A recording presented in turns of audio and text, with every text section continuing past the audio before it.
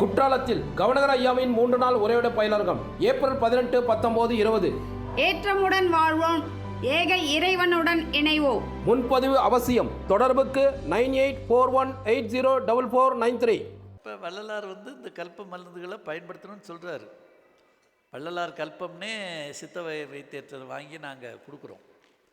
அது மாதிரி விஷயங்களையும் பயன்படுத்தணும். பயன்படுத்தி நோய் நொடியற்ற வாழ்க்கை சொல்லுங்கள் வாழணும். வறுமை அகற்றுவதற்கு மனம் நமக்கு வளம் நிறைந்ததாக மாறணும். அதாவது மனதில் பணக்காரன் ஆயிட்டா சொல்லுங்கள் வெளியில் பணக்காரன் ஆயிடலாம். அப்போ மனதில் எந்நேரம் கடனே நினச்சிட்டு இருந்து ஐயோ வட்டி கட்ட வேண்டியிருக்கு, பத்தலை, அது பத்தலை, இது பத்தலை, இப்படி நினச்சிக்கிட்டே இருந்தோம்னா அது அப்படி தான் வேலை செய்யும். இந்த மனம்தான் பணத்தை தரும். சரிங்களா? அதனால் கடன் பிரச்சனையே நினைக்கக்கூடாது. எப்படி மேலே வருது, எப்படி மேலே வருது, இது செய்யலாமா அது செய்யலாமான்னு ஒன்று நம்ம செய்கிறது மிஸ்ஸிங் ஆகலாம், சின்ன சின்ன நஷ்டங்கள் வரலாம், கவலைப்படக்கூடாது. அடுத்த இன்னொரு முயற்சிக்கு ஆரம்பிச்சிடணும். இப்படி அந்த வறுமை அகற்றுவதற்கு எத்தனை முயற்சிகள் உண்டோ அத்தனையும் செஞ்சு, வறுமை என்பது மனத்துன்பம் சொல்லுங்கள், நோய் என்பது உடல் துன்பம். அந்த உடல் துன்பமும் மனத்துன்பமும் இல்லாத வாழ்க்கை வாழ நாம் நல்லா அந்த புத்தகத்தில் அந்த மெத்தடெல்லாம் சொல்லியிருக்கேன். ஒர்க் ஷாப்புகள்லையும் அதைத்தான் நான் பயிற்சியாக கொடுத்து உங்களுக்கு இதுவேன். இன்றைக்கும் உங்களுக்கு அதெல்லாம் ஐயா விளக்கி உங்களுக்கு சொல்லுவேன். கரெக்டாக ஃபாலோ பண்ணிக்கணும். நோய் எடுத்தவுடனே போய் அங்கே அலோபதி மருத்துவத்தில் காமிச்சு அங்கே ஆப்ரேஷன், இந்த மருந்து, இந்த மாத்திரை அப்படின்னு நீங்கள் ஆரம்பிச்சிட்டிங்கன்னா உங்களை கிடிக்கில் மாட்டிக்குவீங்க. இப்போ தப்பிக்கிறது கஷ்டம். அதனால் முதல்ல உஷாராக இருந்து தப்பிச்சுக்கணும். அப்படின்றது தான் ஐயா உங்களுக்கு இந்த தேக சித்தி என்று சொல்லக்கூடிய உடலை பத்திரமாக வைத்திருக்க வேண்டிய அந்த நிலைக்கு ஐயா சொல்லக்கூடிய மெயினான உபதேசம். சரிங்களா? சரி, இப்போ இது சம்பந்தமாக உங்களுக்கு ஏதேனும் சந்தேகம் இருந்தால் கேளுங்க. உடல் நலம் குறித்து, வறுமை நீங்குவது குறித்து, இந்த 6 பிரச்சனை, பசி, நோய், வளம், அதை வறுமை நீங்கி வளம், கர்மா ஃப்ரீ, அப்புறம் அஞ்ஞான மகரணும், மரணத்தை வெல்லணும். 6 விஷயம் உங்கள் முன்னாடி இருக்கு, கண்ணு முன்னாடி. இந்த 6 விஷயம் சம்பந்தமாக என்ன சந்தேகம் இருந்தாலும் அதை தீர்த்து வைக்க வேண்டிய வேலை தான் என்னோட வேலை. இதுதான், மற்றதெல்லாம் இப்போ எனக்கு 2ஆம் பட்சம். உங்களுடைய இண்டிவிஜுவலாக ஒவ்வொரு தனி மனிதனுக்கும் இந்த 6 பிரச்சனை இருக்கக்கூடாது. அதுக்கு என்ன செய்யணும் அப்படின்னு. ஆனால் இதில் சில விஷயங்கள் அரசாங்கம் நல்லா இருந்தால் தான் நம்ம அதை நடைமுறைப்படுத்த முடியும். ஒரு கூமுட்டத்தனமான அரசாங்கம் இருந்ததுன்னா வறுமையை விரட்ட முடியாது. வறுமையை விரட்டுறதுக்கு மெயினான வேலை செய்ய வேண்டியது அரசு.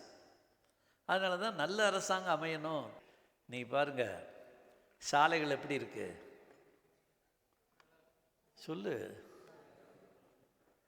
இப்போ 2014 ஒரு பெரிய மகான், ஒரு அவதார புருஷன் நம்மளை ஆள்றாரு டெல்லியிலேருந்து.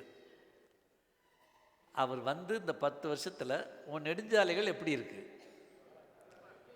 எல்லாமே 4 ட்ராக்கு 6 ட்ராக்கு. குலுங்காமல் வண்டி போச்சுன்னா அது மோடியோட ரோடு, டம்மு டம்முன்னு அடிச்சதுன்னா திராவிடம் போட்ட ரோடு அப்படின்ற மாதிரி.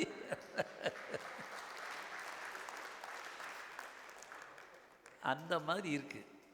அப்போ இங்கே கோளாறு இருக்குது. ஆனால் அந்த கோளாறை மறைக்கிறதுக்கு பொய்யும் புரட்டும் சொல்லி அப்பாவிகளை ஏமாற்றி எப்படியாவது இதை குழப்பி விட்டணும் அப்படின்னு நினைக்கிறாங்க. சரி, சாலை பிரமாதமாக இருக்குது, ஹைடெக்காக போட்டிருக்காரு. நம்பிக்கை, அதாவது கற்பனையே பண்ண முடியாது. ஒரு இதில் போட்டிருக்காரு, எவ்வளோ உயரம், ஒரு மலையிலேருந்து இன்னொரு மலைக்கு போகுது. எங்கே? காஷ்மீர் பக்கம். காஷ்மீரே அடுத்த நாட்டு மாதிரி வச்சுருந்தாங்க. உள்ளே போக முடியாது, நிலம் வாங்க முடியாது. இப்போ வேற்றுமையே கிடையாது. நல்லா உங்கள் பிள்ளைகளை ஹிந்தியெல்லாம் படிக்க வச்சு காஷ்மீரில் நிலம் வாங்கி நம்ம மாளிகை கட்டணும். தமிழன் காஷ்மீர் வரைக்கும் போகணும். சொல்லுங்கள், போகிறதா வேண்டாமா? அதுதான் வாங்கலான்ட்டார்ல. இன்றைக்கி காஷ்மீரில் நம்ம நிலம் வாங்குகிற உரிமை உண்டு. 370 எடுத்துகிட்டு இப்போ இந்த காஷ்மீர் எல்லா மாநிலம் மாதிரி ஒரு மாநிலம். நீ பெங்களூரில் வேணாலும் வீடு வாங்கலாம், காஷ்மீரில் வேணாலும் வீடு வாங்கலாம், ஜம்முவில் வேணாலும் வீடு வாங்கலாம். ஃப்ரீ பண்ணி கொடுத்துட்டாரு. ஒன்றும் பேச முடியல அவங்களுக்கு.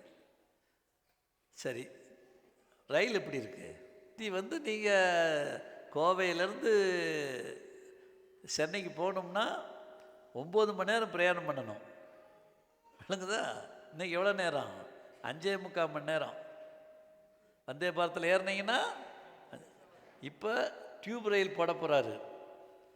Just 2 hours.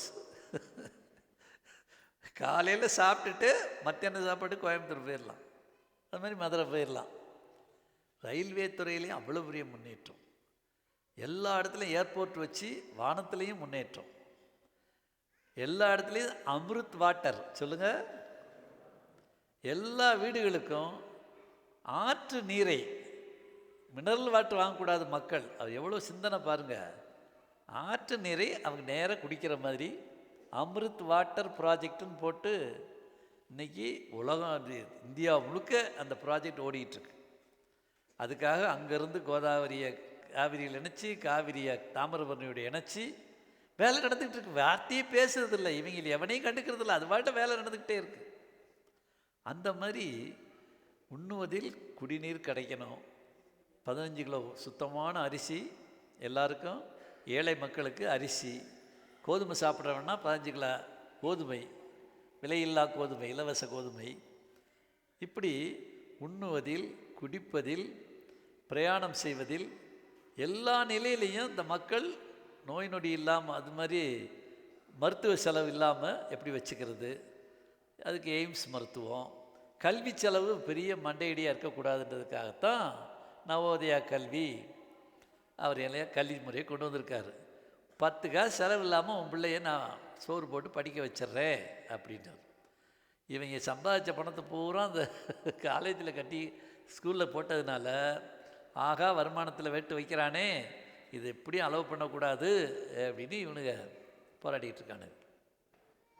அதனால் எல்லா துறையிலையும் ஒரு நல்ல முன்னேற்றத்தை அடைவதற்கு மேலே டெல்லி சரியாக செஞ்சிகிட்டு இருக்காங்க, ஸ்டேட் சரியாக செய்யலை. அந்த மாற்றத்தை நிகழ்த்த வேண்டிய கடமை இப்போது இருக்கும் நம்முடைய தலைமுறைக்கு இருக்குதுன்றதை நீங்கள் மறந்துடக்கூடாது. எனக்கு முக்கியமான அசைன்மெண்ட்டு அது ஒன்று. மொழியை மீட்ட வேண்டும், சமயத்தை மீட்ட வேண்டும், கோயில்களை மீட்ட வேண்டும், திருமறைகளை மீட்டி மக்களிடம் தர வேண்டும். இதெல்லாம் என்னோடய அசைன்மெண்ட்டு. அதுக்காக தான் நான் போடிக்கிட்டு இருக்கேன், வேலை பார்த்துட்டு. அதை உங்கள் வம்சத்துக்காக, உங்கள் பரம்பரைக்காக அதை நீங்கள் கரெக்டாக செய்யணும். நான் இங்கே பூமியில் திரும்ப வரணுன்ற ஆசையெல்லாம் கிடையாது. ஏதோ வந்தேன், நீ சொன்ன வேலையை செஞ்சுட்டு என்னை கூப்பிட்டுக்க சாமி, ரொம்ப தொல்லை பண்ணாதன்று. அது ஓகே. அதனால் உங்களுக்கு அந்த ரகசியங்களையெல்லாம் ஐயா உங்களுக்கு அழகாக சொல்லிடுவேன்.